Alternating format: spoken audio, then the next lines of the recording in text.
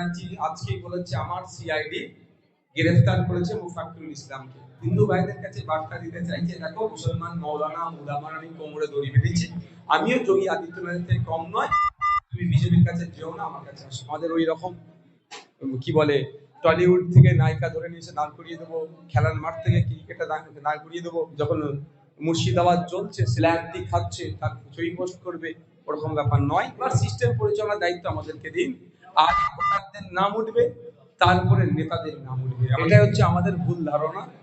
Heavy weight হালকা wait, গণতন্ত্রে ভোটাররা হচ্ছে হেভি ওয়েট। ভোটাররা যে পাল্লায় যাবে সেই পাল্লাটাই ভারী হবে।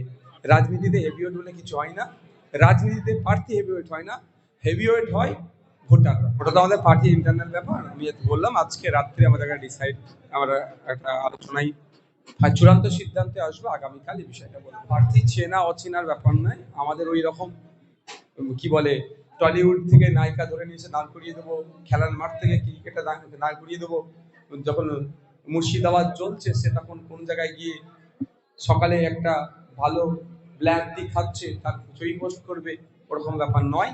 বা এই ধরনের আমরা প্রার্থী যাদেরকে ঘোষণা করেছি বা যাদেরকে আগামী দিনেও করব, রাজনৈতিকভাবে সচেতন হবে এতটুকু।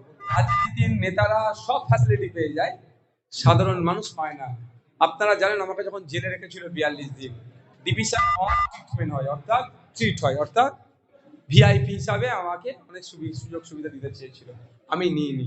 কারণ আমি যার ভোটে ভিআইপি হলাম, তারা যেদিনকে ভিভিআইপি পরিষেবা পাবে আমি সেদিনকে ভিআইপি নেবো।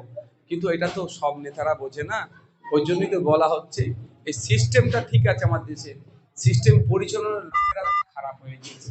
সিস্টেম পরিচালনার জন্য প্রতি 5 বছর ছাড়া ছাড়া সুযোগ আসে। এবার সিস্টেম পরিচালনার দায়িত্ব আমাদেরকে দিন, আর ভোটারদের নাম উঠবে, তারপরে নেতাদের নাম উঠবে। আমরা ঠিক উল্টো করে দেবো। এটাই তো বিষয় যে মমতা ব্যানার্জি আজকেই বলেছে আমার সিআইডি গ্রেফতার করেছে মুফাক্কিরুল ইসলামকে। তাহলে মমতা ব্যানার্জির পুলিশই এসআইআর নিয়ে ভোট বাঁচানোর জন্য যারা শান্তিপূর্ণ আন্দোলন করছিল তাদেরকে অন্যায়ভাবে ধরে কোমরে দড়ি বেঁধে কোর্টে তুলছে, এবং যারা মুফতি সাহেব, মৌলানা সাহেব, স্কলাররাও ছিল। এ থেকে বোঝা যাচ্ছে মমতা ব্যানার্জি মুসলিম বিদ্বেষী কোন চরম সে। এখন মমতা ব্যানার্জিকে হিন্দু প্রীতির প্রমাণ করাতে হবে, মুসলমানদেরকে বিজেপির জুজু দেখিয়ে পকেটে ভরার চেষ্টা করছে, আর হিন্দু ভাইদের কাছে বার্তা দিতে চাইছে, দেখো মুসলমান মৌলানা উলামার আমি কোমরে দড়ি বেঁধেছি, আমিও যোগী আদিত্যনাথের থেকে কম নয়, তুমি বিজেপির কাছে যেও না, আমার কাছে আসো। এটাই হচ্ছে আমাদের ভুল ধারণা। হেভি ওয়েট আর হালকা ওয়েট, গণতন্ত্রে ভোটাররা হচ্ছে হেভি ওয়েট। ভোটাররা যে পাল্লায় যাবে সেই পাল্লাটাই ভারী হবে।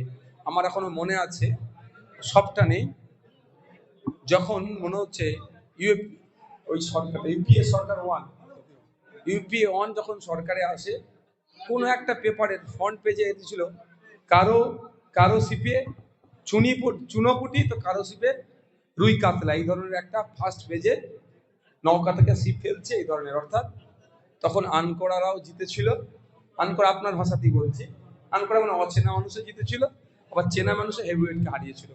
রাজনীতিতে হেভিওয়েট বলে কিছু হয় না, রাজনীতিতে প্রার্থী হেভিওয়েট হয় না, হেভিওয়েট হয় ভোটাররা। তো ভোটাররা ডিসাইড করে নেবে কাকে দেবে।